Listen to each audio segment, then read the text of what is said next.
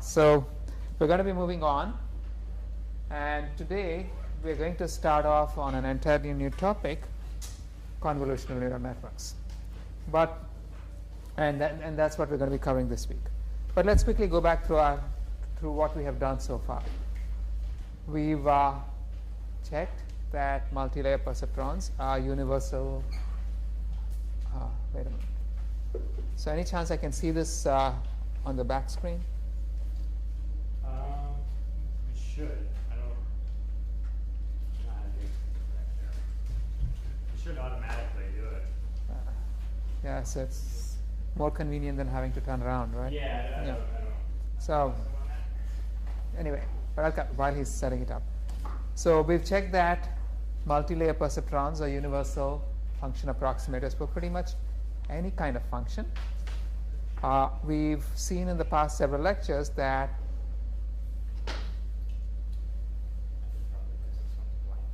That was blank too. So I think they're probably connected.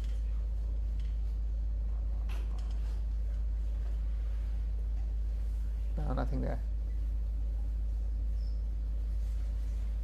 Maybe that's just turned off.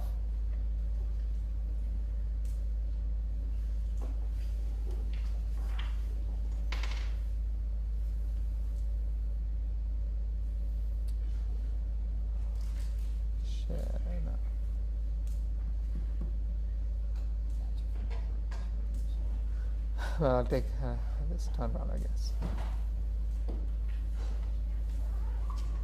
Okay. Wait. Oh my good God. So why is this? I have no idea what's going on.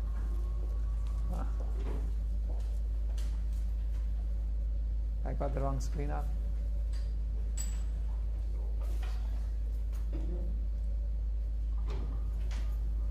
Okay.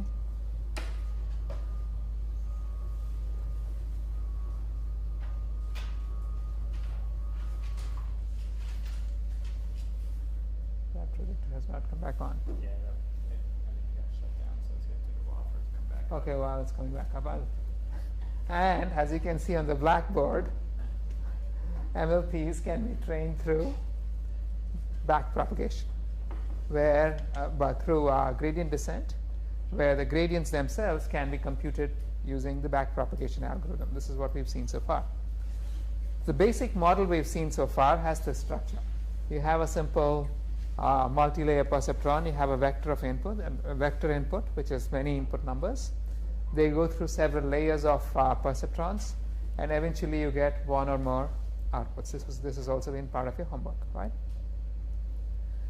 And very early on, we saw something of this kind, that when you actually train a network, you can compose a network to construct arbitrarily complex decision boundaries like this one here.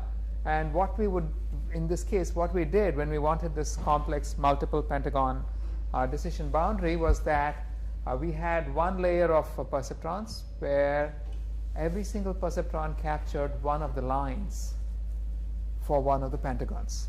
Then you had the second layer which composed the two pentagons from the lines, and then finally we combined the lot. So what was happening here is that the lowest layer captured the most simple patterns, the lines. The next layer captured more complex patterns, which were the polygons. And the next layer captured the even more complex patterns, which were the combinations of polygons. So the neurons in a multi-layer perceptron build up complex patterns from simple patterns hierarchically. Each layer detects simple combinations of patterns detected by the simple combinations of patterns which have already been detected by the lower layers. And why do we need this simple structure, this hierarchical structure? Because the basic units themselves are very simple. They are typically just linear classifiers or thresholding units or some smooth variant of thresholding units. And so they are individually incapable of building very complex patterns. So we must compose more complex patterns by combining these guys. Now, also, quick recap, what do the individual neurons themselves capture? So here is the equation for a single perceptron. Again, I'm assuming a threshold function for convenience sake. So you have some real valued input. You are looking at a weighted combination of the real valued input to decide if the weighted combination exceeds a threshold or not. I can write this in vector form like so. I can say that the output is 1 if the inner product between the vector of weights and the input vector exceeds a threshold. And we also know that what exactly is an inner product between two vectors? This is an old thing from linear algebra way back when, which was that if I have two vectors x and I have x and y, the inner product was simply mod x mod y cos theta. This you remember, right? If I have any vector x, I have any vector y, they have an angle theta between the two. This is the standard definition of an inner product, right? So when I say that the perceptron fires if the inner product between the two vectors, the weight vector and the input vector, exceeds a threshold, what I'm really saying is that if this term is greater than or equal to t, which is my threshold, or alternately if cos theta is greater than or equal to t over mod x mod y. And here's a really shocking fact. In the real world, when we have high dimensional data, almost all vectors are the same length. Does that surprise you? So think about this. As you increase the dimensionality of the data, the fraction of the volume of the volume of a hypersphere that lies very close to the surface keeps going up. For infinite dimensional data, the entire volume lies on the sphere. So what this means is that as you keep increasing the dimensionality of the data, a greater and greater fraction of the total data actually lies closer and closer to the surface of the sphere, meaning they are all essentially almost the same length. So if I have set any kind of a bound on the lengths of my vectors, which you naturally have in most real problems, basically all of the vectors are effectively the same length. So in this case, what we have is, this is the weight vector. This can be ignored. This is constant for all vectors. We're basically saying the perceptron fires if cos theta is greater than a threshold, or alternately if theta is less than or equal to cos inverse t over mod x mod w mod y, right? So in geometric terms, the weight vector is pointing in some direction. Every input vector is going to be pointing in some direction. And if the angle between the input vector and the weight vector goes below a threshold, the perceptron is going to fire, otherwise it doesn't. So what does this really mean? It means that perceptron wants the inputs to look like the weights. So the perceptron really is a correlation filter. So if you were trying to recognize digits, for example, on these old LED figures, if you wanted to recognize the digit 2 using a single perceptron, you would expect the weights of the perceptron to form the shape of a 2. And what you're really computing is the correlation between the input and the pattern given by the weights. And if this correlation exceeds a threshold, the perceptron is going to fire. Otherwise, it's not going to fire, right? So now, this is for a single perceptron. As you begin composing things more and more complex classifiers, say you're trying to build a classifier which must decide if the input is a digit or not, and you get one of these old LED patterns as your input, then what you would expect to see is you would expect to find the lowest, using the first first interpretation that we saw with the polygons, that the lowest layers are feature detectors. They're just detecting the basic structures on top of which you're composing rules. One way to think of it is saying that the lowest layer of perceptrons is actually going to find the individual components of what could be digits or what could not, or what can clearly not be digits. So you might find, for example, that the lowest layer perceptrons find all of these little vertical and horizontal lines, and the rest of the network is just a Boolean function over these feature detectors. If these features occur in certain patterns, you're going to get a 1, otherwise not. But then from a different perspective, considering that the individual perceptrons themselves are looking for patterns which are represented by their weights, and you might also you might also expect behavior as I have on the screen, in that the lowest layer actually captures the atomic units of the digits. The next layer will recognize individual digits, and then finally we're going to see if any of these digits have occurred or not.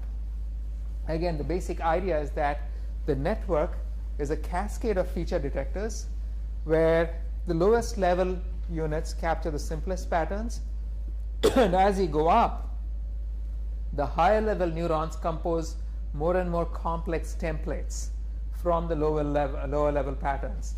And what you're really looking for is to determine if the input matches any of the templates that these perceptrons are capable of detecting on the input, right? So that was just an introduction to what we're going to go over next. But the story so far, again, to recap, MLPs are Boolean machines. Perceptrons are correlation filters. This is what we just saw. And layers in an MLP are detectors of increasingly complex patterns. This is the key. This is a key insight that we will use. Now, so if you are going to be using an MLP in classification, the network will fire if the combination of the detected basic features matches an acceptable pattern for the desired class of signal. For example, if you were trying to detect faces, you'd expect the lowest level units to capture basic units of faces, the next level to maybe begin capturing structures that look like eyebrows, cheeks, and eyes, and then you'd be composing faces thereon. Now, this is not what really happens, but intuitively you could expect some behavior that's somewhat analogous to what I just said, right? So, questions? Yes?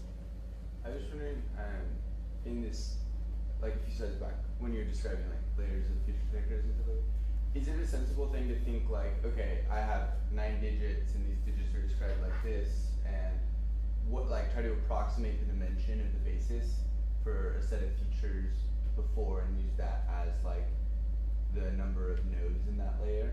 Is that like a thought process? It's actually a very reasonable thought process. The problem is that when you're in the business of automatic learning, your intuitions are going to fail. You have to really over-represent the capacity of the network, because there are so many local optima when you begin learning this stuff that you probably, if you have any minimalist structure, you're not going to learn anything useful. But as an intuitive thought process, that actually makes a lot of sense, right? So, moving on. So now, new problem, right? This is my friend Richard Stern saying, welcome to DSP-1. If any of you have actually taken digital signal processing in the electrical engineering department, you're familiar with the spectrogram and that waveform. So now, how do I know if this recording contains the word welcome? If I want to compose a little classifier that just looks at this guy and tells me, does it contain the word welcome or not? Here's the recording. What's the simplest thing I can do? I can actually just compute features from it, which would be the spectrogram, right? And pass the, and now, how many of you are familiar with the notion of a spectrogram? For those of you who aren't, the spectrogram is a two-dimensional characterization of audio signals, where the horizontal, you've used this in your homework, by the way, right? So the horizontal axis is time, the vertical axis is frequency, and it tells you exactly how much energy is present in each frequency at each instant of time. So it actually converts the signal into a picture. And this matrix below is actually a matrix. It has several columns. So each column represents the frequency decomposition of the signal in one small brief instant of time. And you're sliding this instant of time that you're analyzing to end up with this matrix. So what you would do if you wanted to recognize if this particular recording had the word welcome, the obvious thing to do is, okay, I have the recording, I can just stick an MLP on it. Easy, right? So, question, I have this recording, and now I have this network set up which can recognize that the first recording has the word welcome, Now the second recording, the second picture is the same recording slid sideways. So now the word welcome has occurred at a different point. So would the MLP that recognized that the first recording has the word welcome also recognize that the second recording has the word welcome?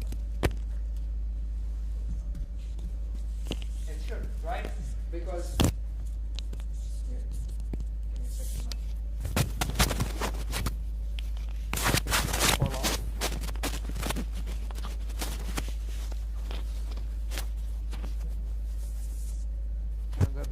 Uh-oh. Doesn't matter. We can go with that after now.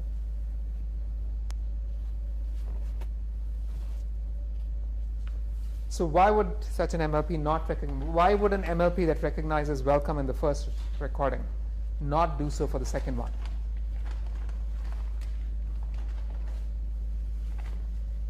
It's an entirely different feature vector, right? So if I think of this as feature vectors, let's say I arrange all of those numbers as a vector, and then I'm going to get some vector of this kind, right?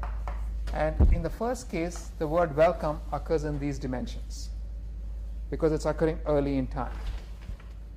If I just took all of the columns of the matrix and arranged them out as one extended vector, when the word welcome occurs in the initial portion of the recording, it's going to be seen in this portion of the vector, in the extended vector. And the second case, the word welcome occurs in a later portion of the recording. It's going to be seen in a completely different set of components of the vector. The two are not the same. The two are completely different, right?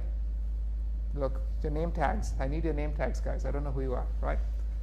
So, do you mind putting your name tag on? Yes. Do you have your name tags? The lady at the back.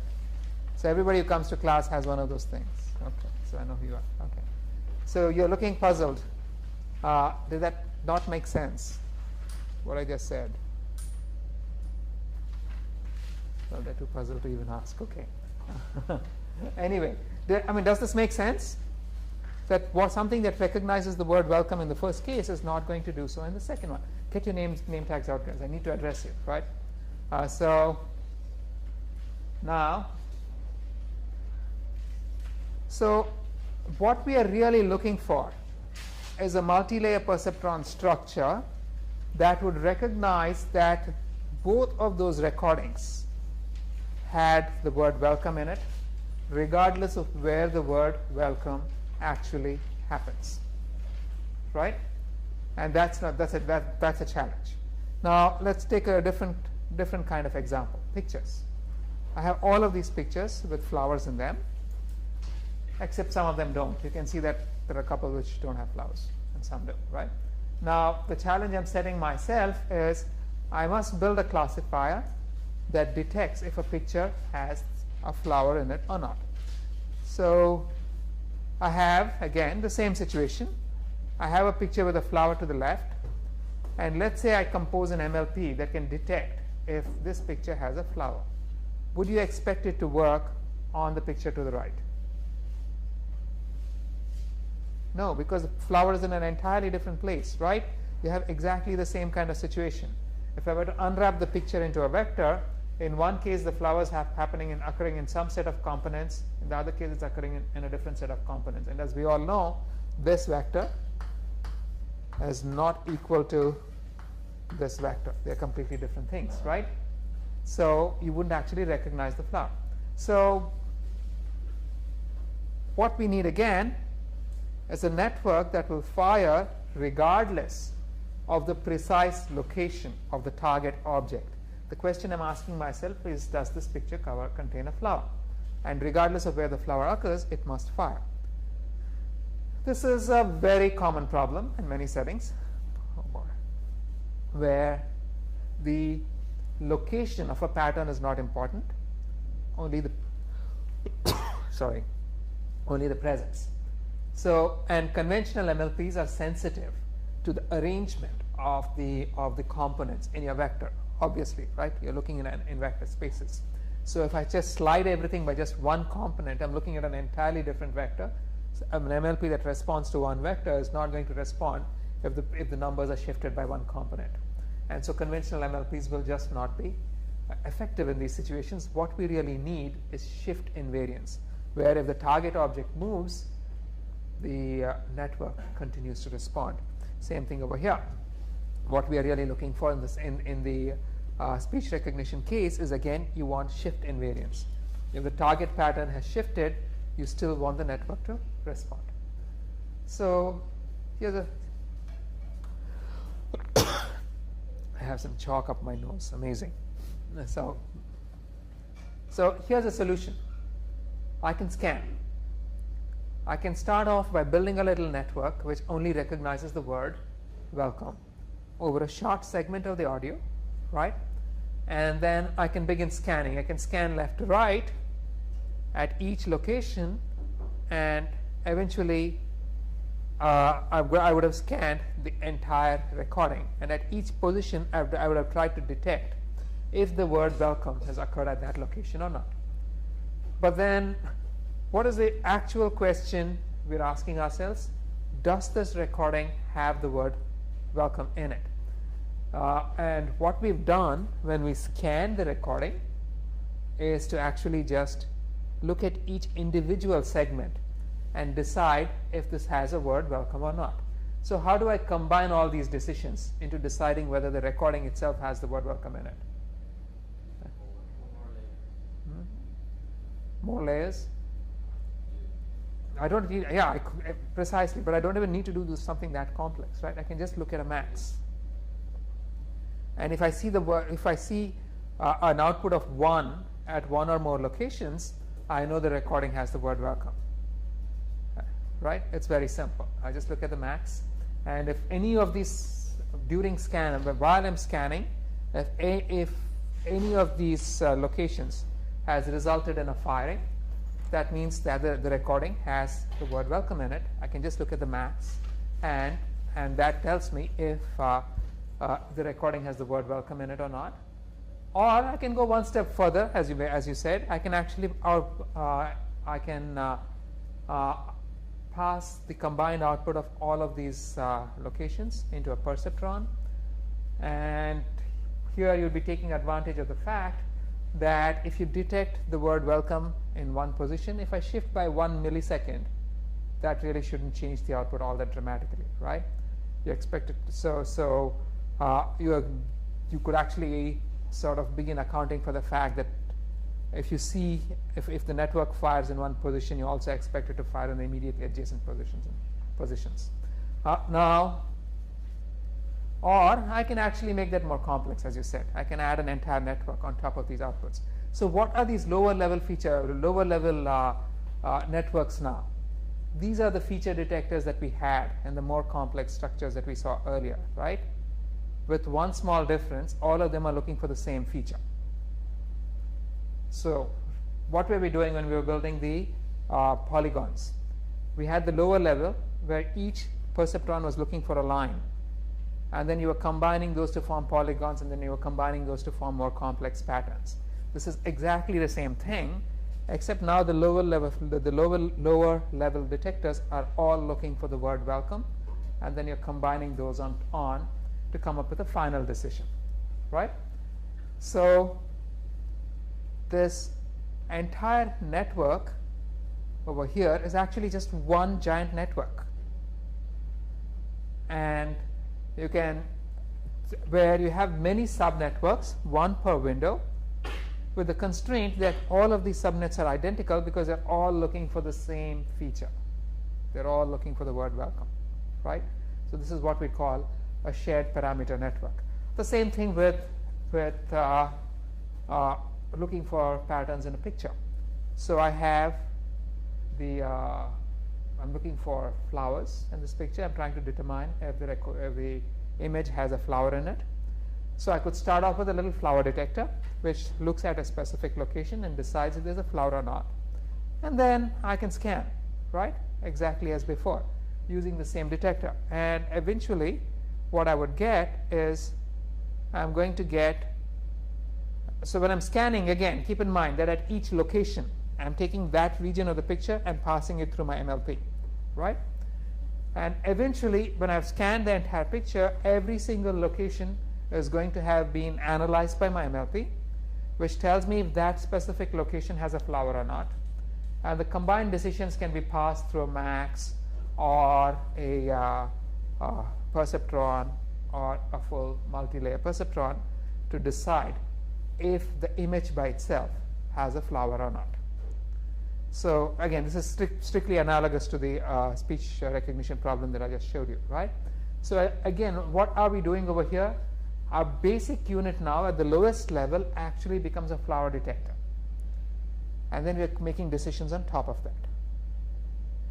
So the act of scanning has become the same as analyzing the entire picture with many copies of the same basic network, because at every location, every one of those subnets is basically identical, right? The whole thing is one giant network, which is composed of many subnets, one per window, with the restriction that all of these subnets are identical in structure because they're looking for the same basic feature. They are looking for flowers. Questions? Right? So, was it very clear, everybody? Andrew? Yeah, was it clear? Okay, fine. Because I'm going to change gears really quickly, right?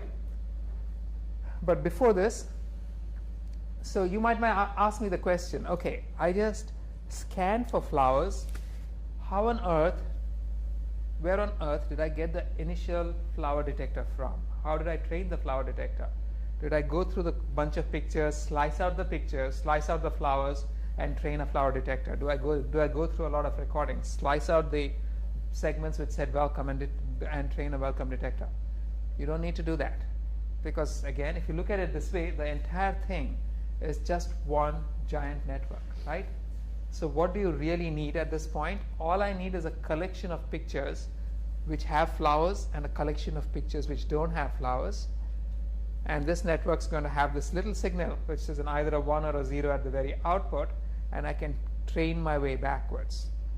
But when I train my way back, and in the process I can train all of these individual detectors as well. But then when training these individual detectors, you have to make one additional take a consideration on top of your standard backpropagation, which is that every one of these subnets is identical. Because when you're scanning for a flower, you're using the same flower detector to scan the entire image. Or when you're scanning for the word welcome, you're using the same welcome detector to scan the entire recording, right? So the only extra aspect that you have to consider that these are shared parameter networks. All of the lower level subnets are identical. They're all searching for the same pattern, which means that during backpropagation, when I'm using gradient descent to train this network, if I update the parameters of the lowest subnet, I must simultaneously have to update the parameters of all of the subnets in that layer, right? Because they all have the same parameters. So how exactly would we train shared parameter networks? This is a standard problem. Let's say I'm just taking a step back. I'm speaking of it in more generic terms. Let's say I have an MLP of this kind, and I have decided that these two edges will have the same weight. I've just arbitrarily decided this. Then if I do this, basically we are saying that let me call this Wij(k) and this is WLMN. I'm setting both of them to have the same value WS. So it's a set of weights which are all identical, which means that if I change the value of one weight, the value of the other weight is also going to change identically. If I perturb this guy, this also gets perturbed. So when you're performing gradient descent, the question you ask yourself always is, how much will the output change if I perturb this particular parameter a little bit?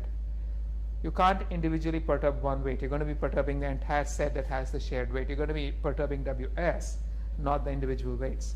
So you would have to take that into consideration when you are performing your backpropagation. So if I were to draw an influence diagram, here's what the influence diagram is going to look like.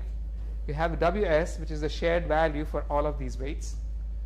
If I modify WS, it's going to modify each of the individual weights. Each of those individual weights in turn is going to influence the output and thereby the divergence. So if I compute the derivative of the divergence with respect to the shared weight for both of these guys, the derivative of the divergence with respect to WS has to take into account both of these dependencies, right? Both of these chains of influence.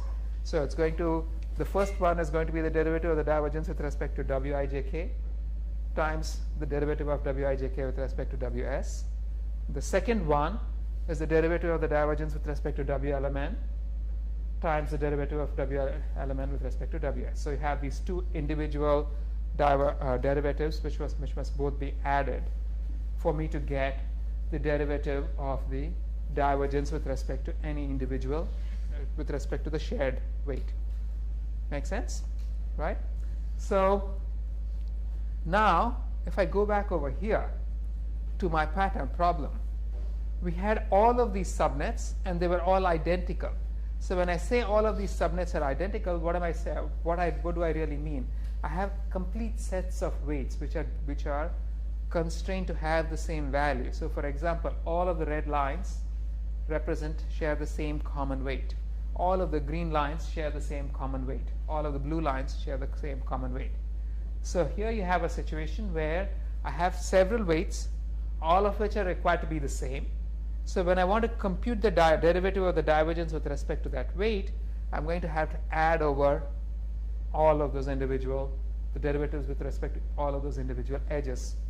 Meaning if I want to compute the derivative of the divergence with respect to the red weight, I'm going to have to compute the derivative of the divergence with respect to each of those edges and add them up in order to compute the derivative term that I will use in backdrop in gradient descent, right?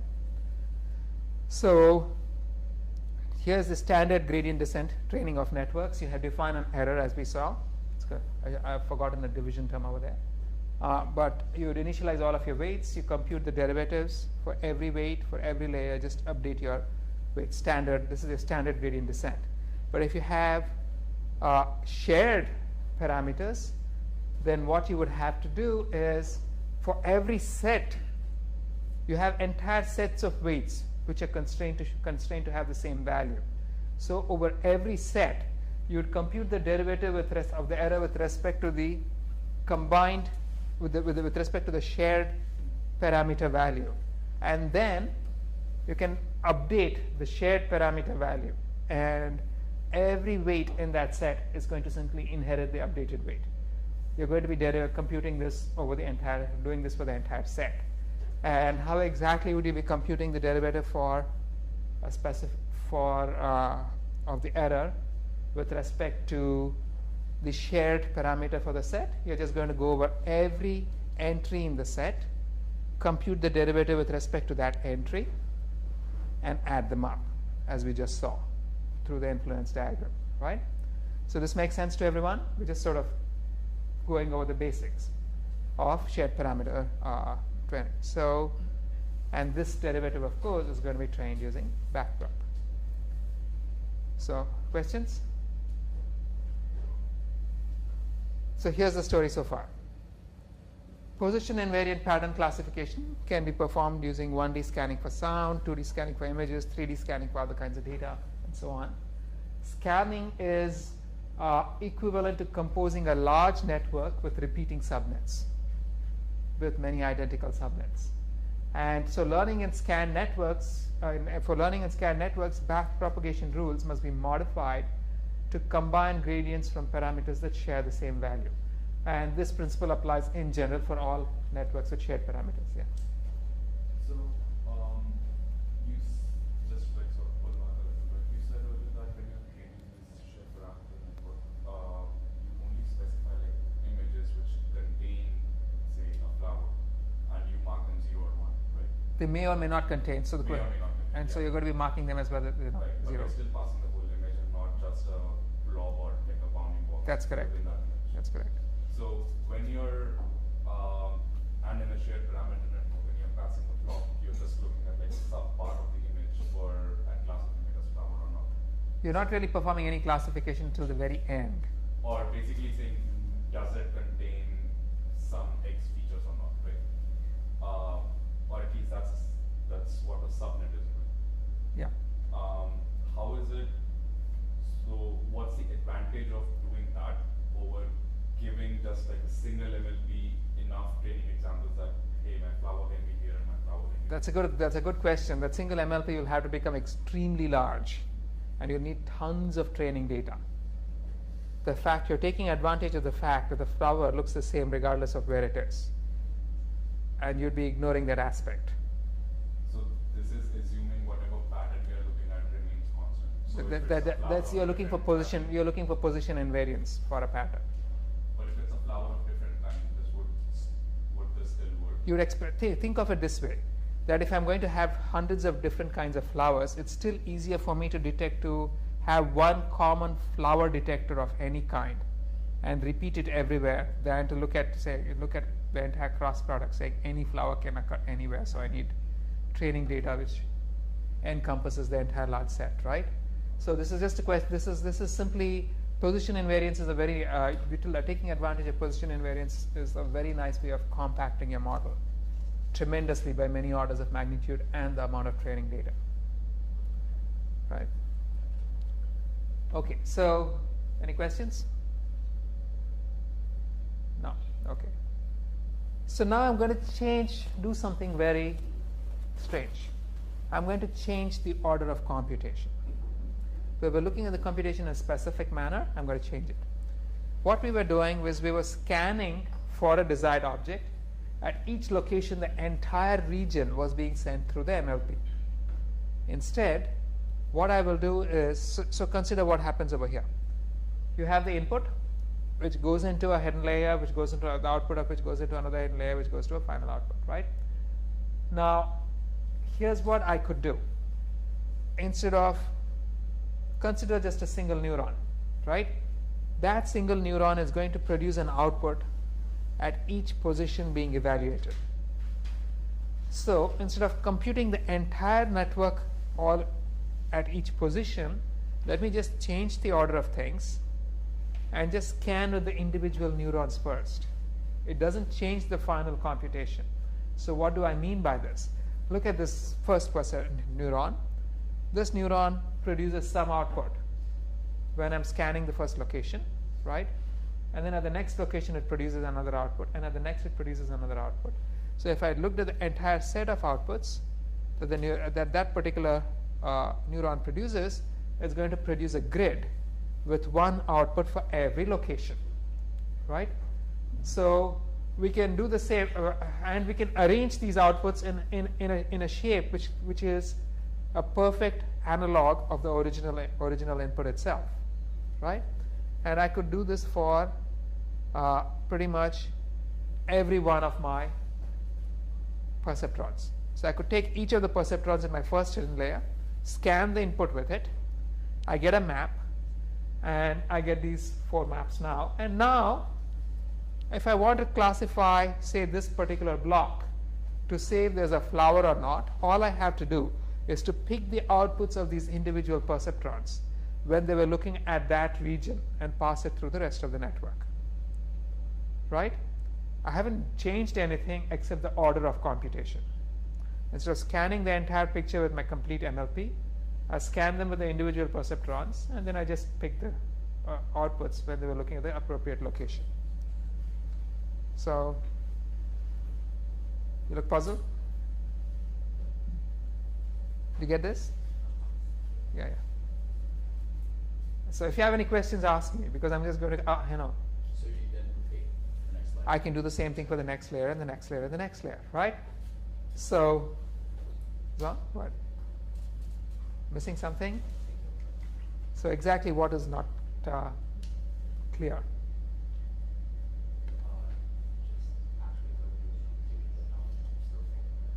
Okay, so I mean, the point is I have not actually changed anything about my computation except the order in which I did this, right? And then I can actually repeat the same thing. So here, if I just now consider what each of those 2 perceptrons in the next layer is doing. the perceptron in the next layer is looking at the output of the first perceptron when it was looking at the top left corner, the output of the second perceptron when it was looking at the top left corner, and so on. The outputs of each of the perceptrons in the first hidden layer, combining those and producing an output, right?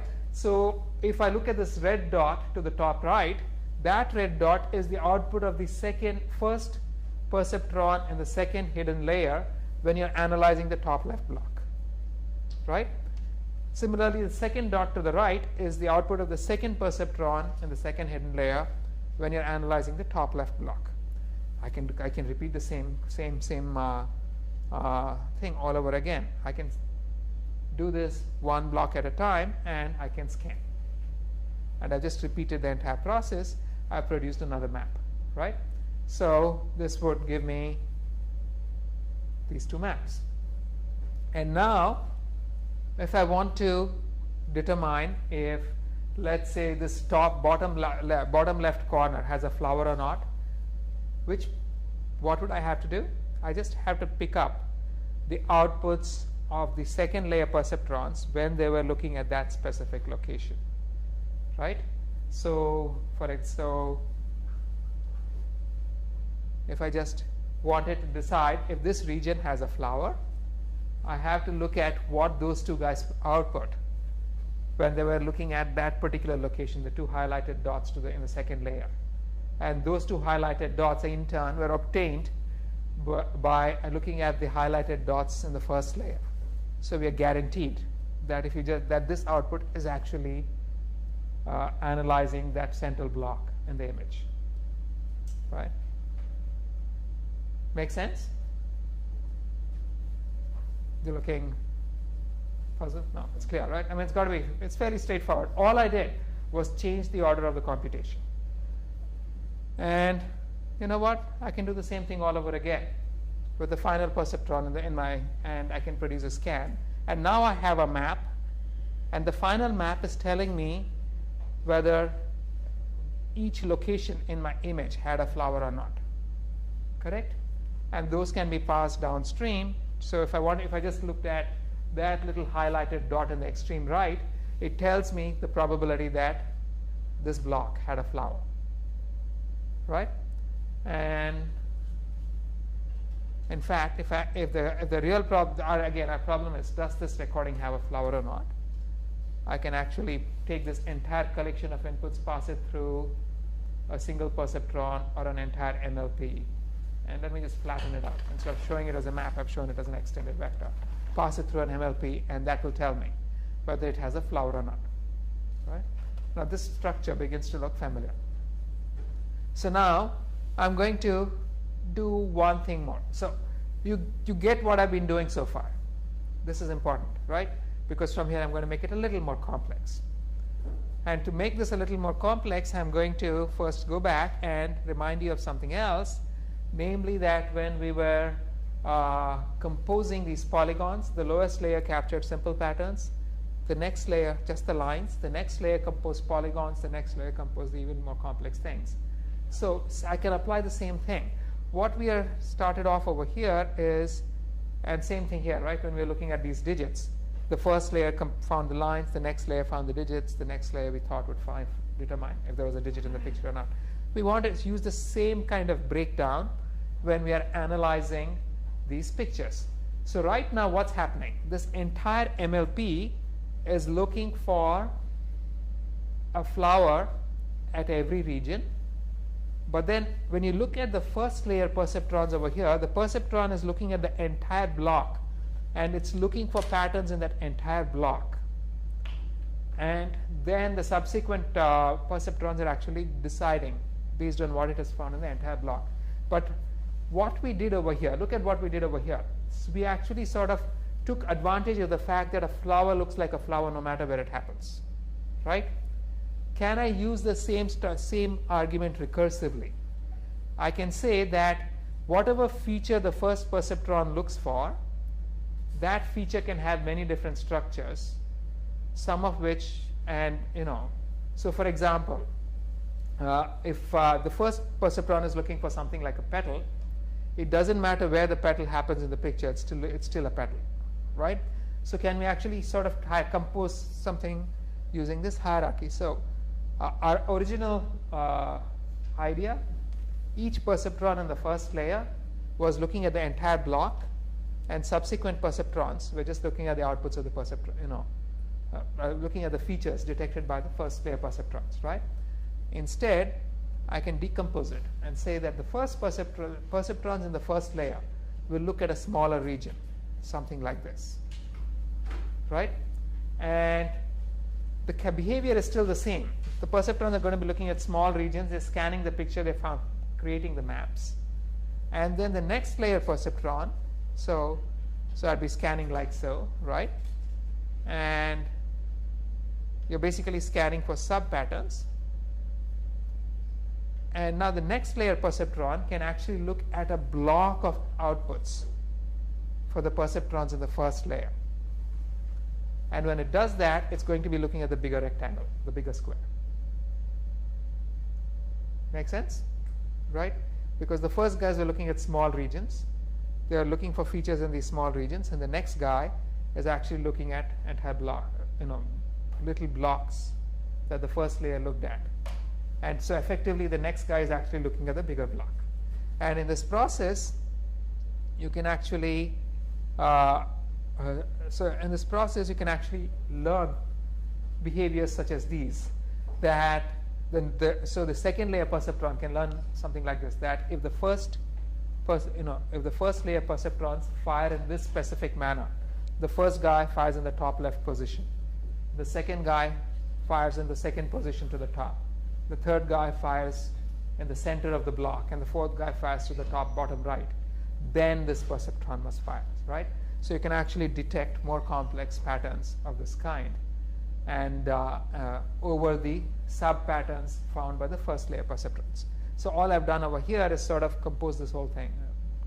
I've decomposed this bigger block into a hierarchy of 2 layers, just like we did for the pentagons, right? So instead of trying to say that the first level perceptrons must detect flower-sized patterns, we are looking for sub-patterns. Can you shut your laptop, please? Right. So, and in spite of this, what is happening is that we've still only got a shared parameter network. Nothing changed as far as the basic concept is concerned. It's still a shared parameter network, except that the sharing of parameters is a little more complex. So, for instance, although I have my MLP itself has this structure, it has 3 perceptrons in the first layer. Within the first block, the first perceptron is producing 9 outputs, right? So the effective structure is like having 9 copies of this guy, all of them with the same weight. So also there are 9 copies of the second guy, all of them with the same weights. There are 9 copies of the third guy, all of them with the same weights. And then the rest of the structure is as before. So it's still a shared parameter network, right? And then the rest of the network looks like so. But then I can recurse this logic. Instead of looking at, I can say that this level, the first level perceptrons look at something really small. The next level looks at little groups over the first level, right? And then the next guy looks over, so each of the outputs of the next level perceptrons is actually looking at a sub portion of the block. And then the next guy looks at groups of outputs from the second level. But effectively, when you trace your way backward, it's that final yellow dot is still looking over the entire block in the input. So this is actually building the pattern over 3 layers, but the whole thing is still using the same logic, just a shared parameter network. I have tried to sort of illustrate it, what parameters are shared using colors. It's not sure it's actually coming across. But what's happening over here is that within the big block, you're effectively getting 16 copies of the first layer perceptrons, Within the second layer, you're getting 4 copies of the second layer perceptrons, and then you're getting 1 position of the third layer perceptrons, right? So you're getting all of these shared parameters. The whole thing still looks like a shared parameter network. So what happens here is that instead of trying to detect flower-sized patterns using the perceptrons in the very first layer, you're distributing the patterns over many layers of the network. But eventually, you're still trying to detect flowers within the block, and you're still scanning the image. So in effect, you still have a shared parameter network. Now, what is the benefit of distributing things in this manner? Why would you want to actually smear the patterns that you're searching for over many layers, instead of trying to detect features in the first layer and just building on top of those over the subsequent layers? It turns out that a distribution of patterns actually forces localized patterns in lower layers, but then you get a much smaller number of parameters. It's always, all of these tricks have to do with the number of parameters that you actually need and the amount of data that you need to train these models. To go back to your question, if I just took all kinds of flowers and I trained one MLP, I'm going to need many, many more patterns, many, many more parameters, and a lot more data. So the whole thing keeps recursing backwards. So consider, for example, what happens in just one block, right? So if they're all scanned, say it's a K cross K block, and then I have N1 neurons in the first layer, N2 in the second layer. So if I use the basic structure where the entire block is analyzed by a single perceptron, then I'm going to have K squared parameters for each of the perceptrons in the first layer. So I have K squared N1. And then the subsequent one has N1 inputs, but there are N2 of these perceptrons. So I have N1 times N2 parameters. The plus one is just the bias. And so anytime I have 2 layers with N perceptrons in this layer and M perceptrons in this layer, I'm going to have N times M parameters to compute subsequently, right?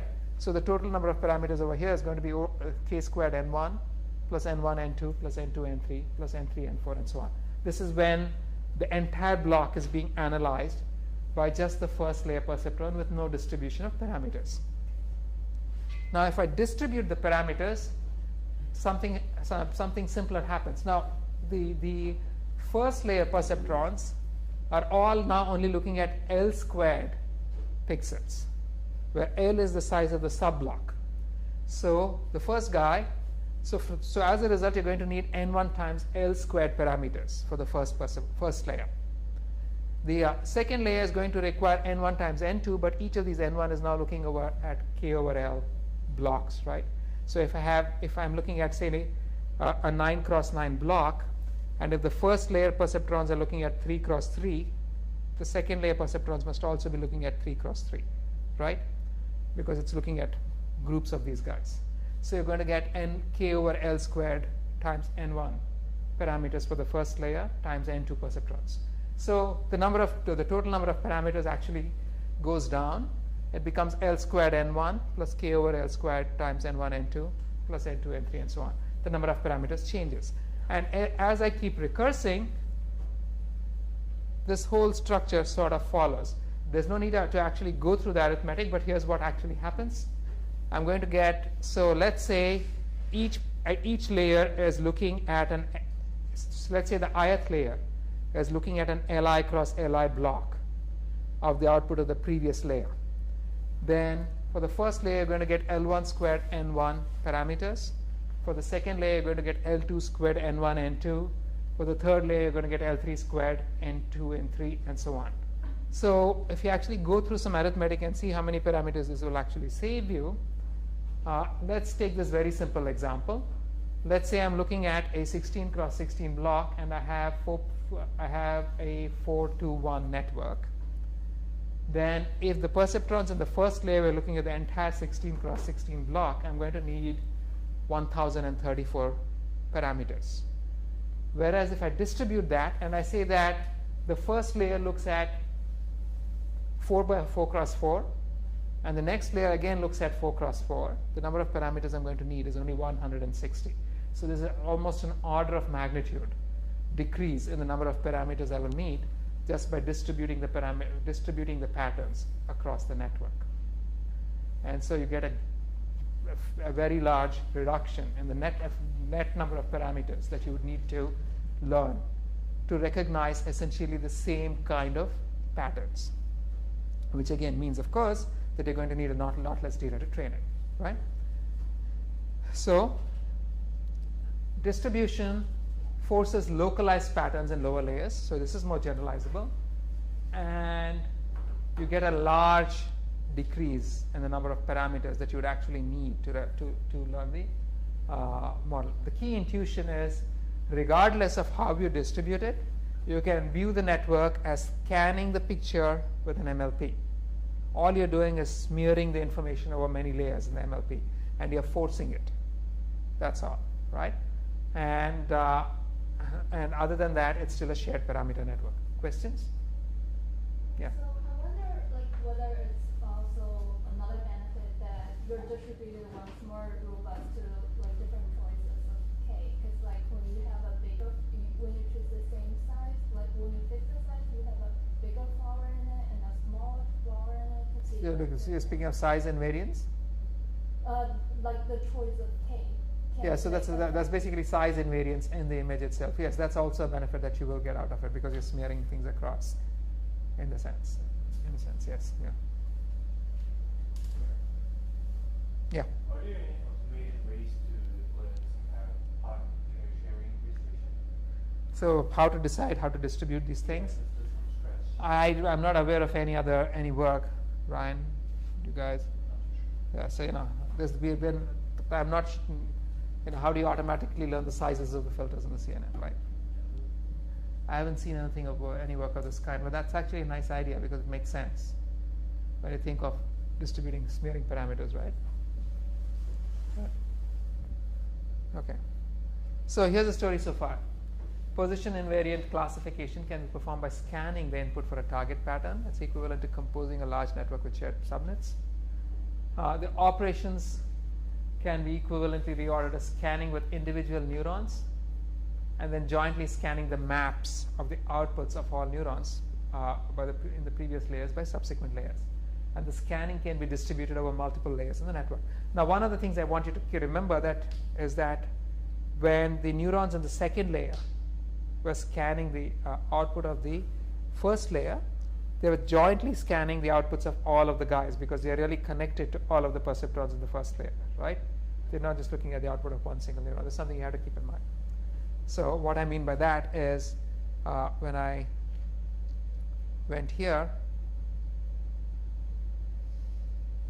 if you look at what's happening to the top, those values are being computed by simultaneously considering the maps output by all of the pixels in the previous layer, right? So you're looking at them simultaneously. This is simply because it's actually an MLP which is connected to all the perceptrons in the previous layer. It's something that you have to keep in mind. Let me move on. Now, I can redraw this entire operation as maps of the entire image. So basically, I can say that these first level perceptrons are scanning the image for whatever patterns you're looking for. The second level perceptrons are basically scanning the outputs, simultaneously scanning the outputs of the first level perceptrons, right? And the next level perceptrons are scanning so basically, the outputs, simultaneously scanning the outputs of the second level perceptrons and so on. You can take that whole thing down. You can sort of draw the analogy down the network. So each of the scanning neurons, put in terms of terminology, is generally called a filter. It's really just a correlation filter, as we just saw earlier. So each filter scans for a pattern in the map that it operates on. So which are the maps output by the previous layer. So although I have thought of this in terms of scanning for flowers or scanning for sub-patterns of flowers like petals, what you actually will be scanning for is unknown to you because you're going to be learning these filters directly from the data.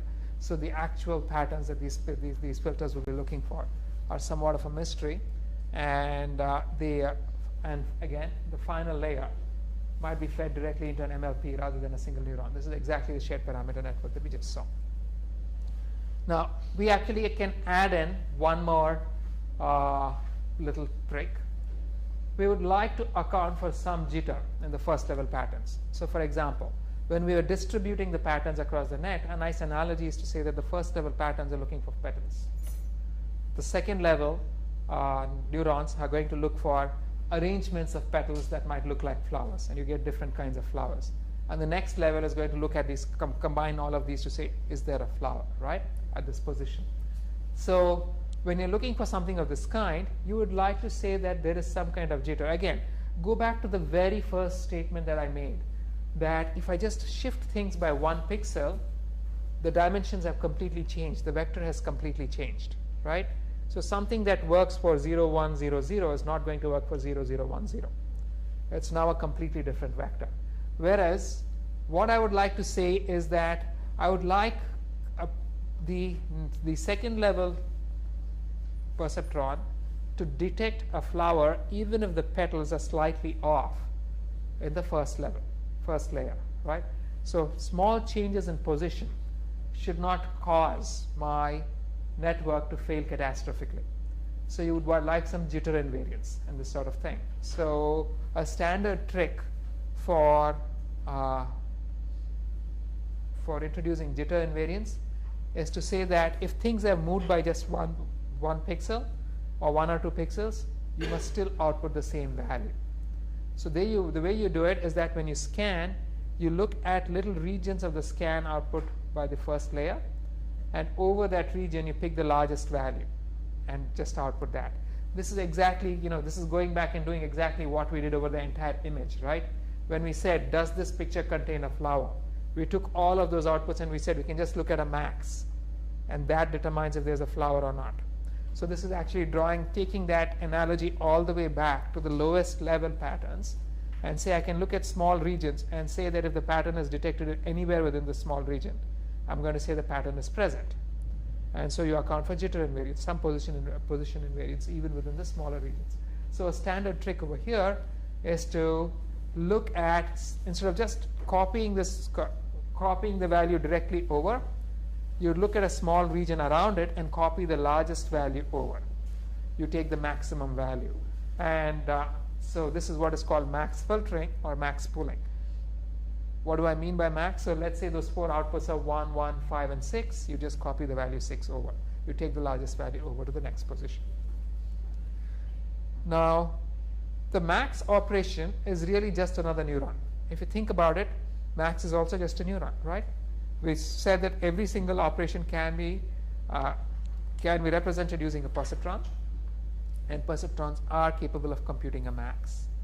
So instead of applying an activation to the weighted sum of inputs, each neuron now just computes the maximum over all inputs and passes it on. So as far as we are concerned, we have just taken the first level neurons and then added a second layer, but the second layer, instead of being a more generic perceptron, is a max perceptron. It only computes a max. So this max perceptron would be kind of scanning like so. So for the first position, you'll be looking at those first 4. For the next position, you'll be looking at the next 4 as shown in the image, computing the max over it, and so on. So here's the max operation as you would see it. So let's say for the first position, you look over those 4, you get some 6. You're going to keep scanning these and just copying the max over. It's still, again, just a perceptron, exactly as before, right? So now, once you actually begin doing this, this is where some engineering tricks come in. There's no reason for me to be scanning the input 1 pixel at a time. Once I can actually jump, I can be jumping, I can skip 2 pixels at a time. So you can actually begin striding. So you may have a stride of more than 1 pixel, like so. And if you're striding by more than 1 pixel, the resulting maps are going to shrink because you're not going to be copying everything over. You're just jumping in your scans, right? The resulting maps are going to shrink. So in the case of max, the operation is usually called pooling a number of outputs to get a single output. So when the stride is greater than 1, we also like to call it downsampling because you're taking a number of inputs and picking only one. So you're sampling things down. It's downsampling. These are just this is just terminology that we use. And the way we, so in this figure, that the way I did it, the adjacent max operators didn't overlap. The stride was the size of the max filter itself. None of this is required. The entire point is that all of these scans, it's a basic idea. You're scanning. When you're scanning, you can shift one position at a time, or you can shift more than one position at a time. And this is regardless of whether you're scanning with individual perceptrons or whether you're scanning with a max operation. They're all the same. So in all of the illustrations that I've shown, I've shown either sliding by one position or sliding by entire blocks. But you have intermediate options too, right? So anyway, jumping to the chase, here's the overall structure that you're going to find. Typically, you'd have a first layer, which is going to compute some maps. Then you have the next layer, which is going to compute some max over these maps. Then the subsequent layer is going to work on these max pooled maps, and so on. So this is just these are just the engineering solutions, and this entire structure over here is what we will call a convolutional neural network. So scanning is, if you're a signal processing person, the act of convolving. It's convolution because you're taking a bunch of inputs, you're computing a weighted output, weighted combination, and you're scanning. The weighted combination keeps scanning. That's your standard convolution operation and signal processing.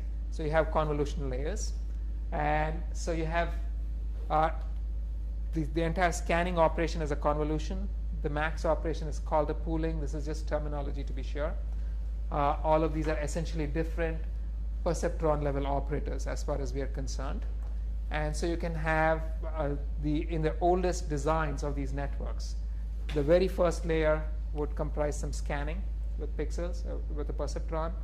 Then the output of the perceptron would be scanned using a max operator to allow for jitter invariance. Then the outputs of those guys would be scanned again with a convolution. Then the outputs of those guys would be scanned with a max operator. But there's no rigid, hard and fast rule which says that this is the order in which the operations must happen. They can happen in pretty much any odd order. So we'll go back over all of these in the next class. The point was, I was just sort of trying to introduce the intuition behind where this entire scanning-based structure came from. And this is what we will call a convolutional neural network. It's a convolutional neural network because the basic operation is convolving. But what is a convolutional neural network really? The convolutional neural network is just a standard MLP scanning an input in order to affect position invariance and shift invariance. And when I'm actually scanning it, if I change the order in which the computations are being performed, instead of saying I'm going to take the entire MLP and scan the input, I can actually look at it as scanning with the individual components of the MLP and then composing things on top of that. So if you just change the order of operations in the standard model of scanning an input with an MLP, the resulting model is what is traditionally called a convolutional neural network. We have some additional tricks, which are that you actually like to smear the patterns over many layers of the network. You may introduce some jitter invariance through using some max pooling operators and such like. But all of these are just basic add-ons over the most basic concept, which is that when you want the network to fire, regardless of the location of the input, you want to scan. And that's the cheapest way of doing it, right? So questions? So here was the very first convolutional neural network that was actually proposed way back by Jan LeCun, way back in the late 80s, where he used the structure to recognize digits in handwritten digits. And so this was the first real neural network-based handwritten digit classifier. He had a first layer of filters where he had something like, so the inputs were all 32 cross 32 images. The first layer filters, he had 5 cross 5. He was scanning for 5 cross 5 blocks. When you scan for 5 cross 5 blocks, the size of the image shrinks. So you end up with 28 cross 28 feature maps. He had 4 of these, I believe. So you end up with 4 maps. Then the next layer works on these guys, and you get 10 of those. Then the next layer works on those guys, and so on, and eventually you obtain the final classification. We'll spend more time on this in the next class.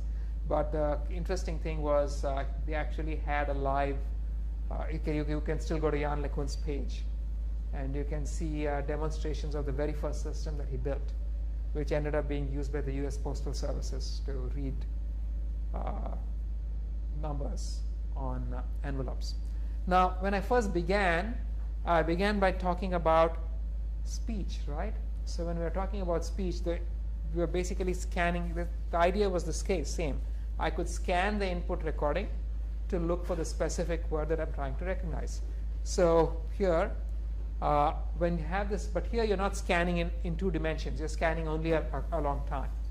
So when you scan only a long time, the same network is called, instead of being called a convolutional neural network, it's often called a time delay neural network.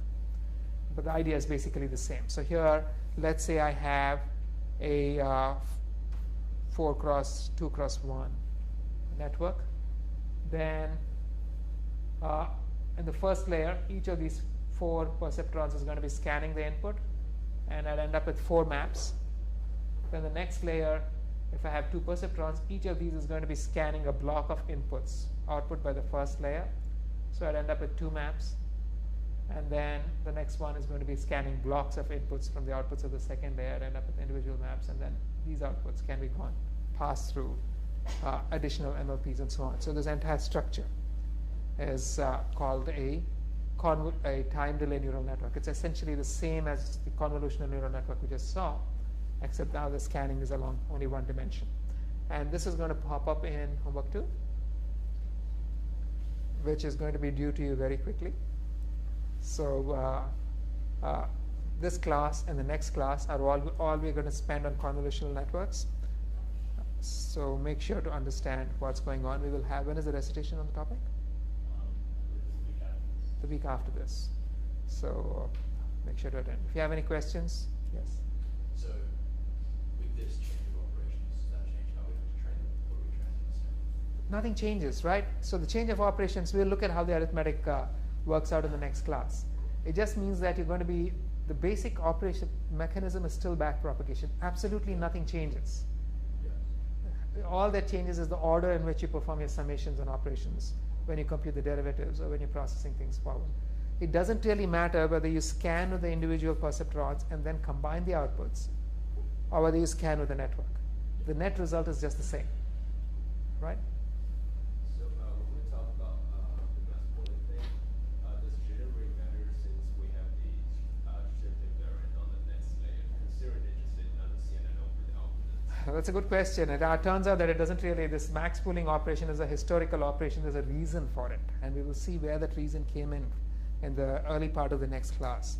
And I sort of gloss over it, and maybe I sound confusing because it's really an unnecessary operation. It's biologically inspired. The latest models don't really use that. We just do convolutions all the way. Right. Yes? This is not related to CNN, but is it possible to learn flower classifier without images with no flowers? Like if you don't have no flower images in our training, it is possible to learn if there is flowers. To be honest, I can't answer that with any degree of confidence.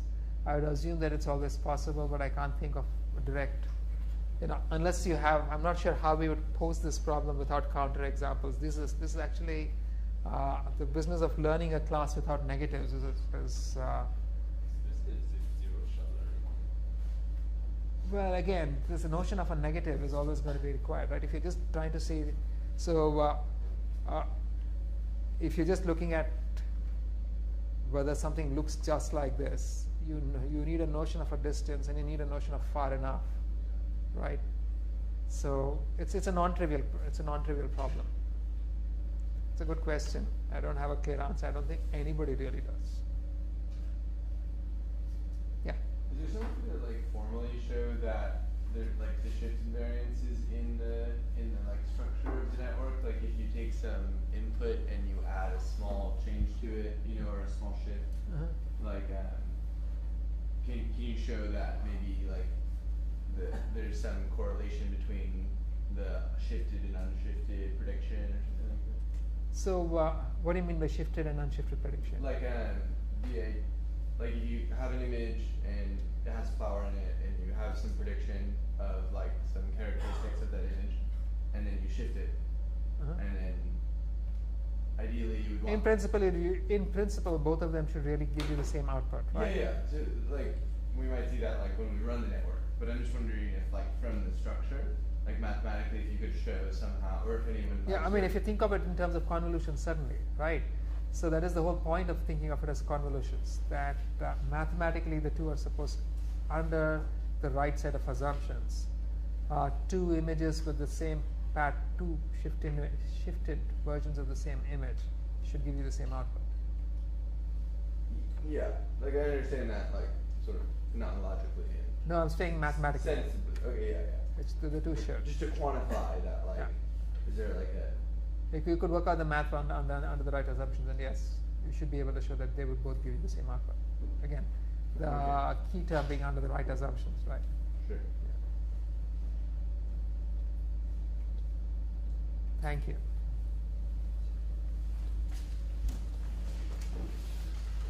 Anything with the other?